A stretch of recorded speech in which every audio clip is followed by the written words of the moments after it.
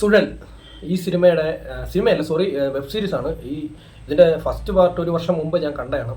അപ്പോൾ അതൊരു വളരെ മനോഹരമായിട്ടുള്ളൊരു ഒരു വെബ് സീരീസ് ആയിരുന്നു. ഒരു ക്രൈം ഇൻവെസ്റ്റിഗേഷൻ വെബ് സീരീസാണ്. തമിഴിലെ ഓൾമോസ്റ്റ് എല്ലാ ക്രൈം ഇൻവെസ്റ്റിഗേഷൻ വെബ് സീരീസ് ഞാൻ കണ്ടതാണ്. അപ്പോൾ ഇത് അതുപോലെ ഒരു ക്രൈം ഇൻവെസ്റ്റിഗേഷൻ്റെ ആണ്. അപ്പോൾ അതിനകത്ത് ഐശ്വര്യ രാജേഷ്, കതിരൊക്കെ ആയിരുന്നു അതിനകത്ത് മെയിനായിട്ടുള്ളൊരു വേഷം ഇട്ടിരുന്നത്.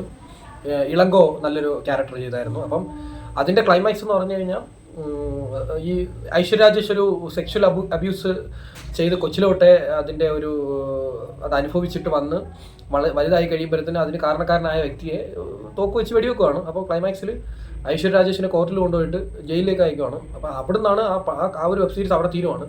അപ്പോൾ ഈ സുഴലിൻ്റെ സെക്കൻഡ് പാർട്ടിൽ വരുമ്പോഴത്തേനും വേറെ പുതിയൊരു കേസിലേക്ക് വരുവാണ്. അപ്പം ഇതിനകത്ത് മെയിനായിട്ടുള്ള ഒരു ഇമ്പോർട്ടൻസ് ആയിട്ടുള്ള ഒരു വേഷം ചെയ്തിരിക്കുന്നത് ലാലാണ്, മലയാളത്തിലെ ലാൽ. അതായത് ജീൻ എന്ന് പറയുന്ന അദ്ദേഹത്തിൻ്റെ അച്ഛൻ, സിദ്ദിഖ് ലാൽ കൂട്ടുകെട്ടിലെ ലാൽ, ജഗ്ലി റമ്മി. അപ്പോൾ ഈ വെബ് സീരീസിനകത്ത് ഇത് തന്നെയാണ് പറയുന്ന. യാതൊന്നും ഒരു 2 വട്ടം നീക്കിയിട്ട് ഒന്നുകൂടെ ഒന്ന് കേൾക്കണം, അടുത്ത് ചെവിയുടെ അടുത്ത് വെച്ച് കേൾക്കണം ഇയാൾ എന്താണ് പറയുന്നത്. ഒരു വിധത്തിൽ ഇത് ഇയാൾ പറയുന്നത് മനസ്സിലാവുന്നില്ല.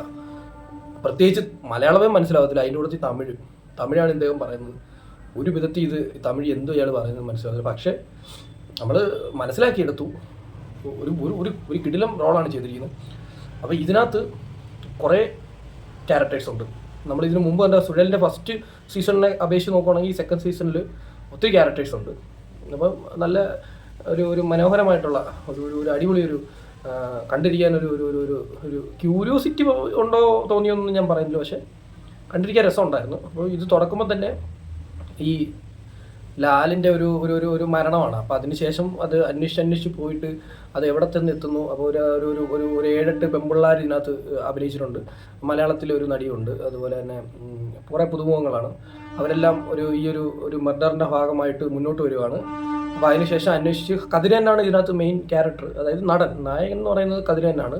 ഐശ്വര്യ രാജേഷ് ഫസ്റ്റ് സീസണിൽ ജയിലിൽ പോയതിനു ശേഷം ജയിലിൽ നിന്നുകൊണ്ട് ഈ കതിരനെ സഹായിക്കുവാണ്. അപ്പം ഐശ്വര്യ രാജേഷിൻ്റെ ക്യാരക്ടറിന് ഇതിനകത്ത് ഇമ്പോർട്ടൻസ് ഉണ്ട്.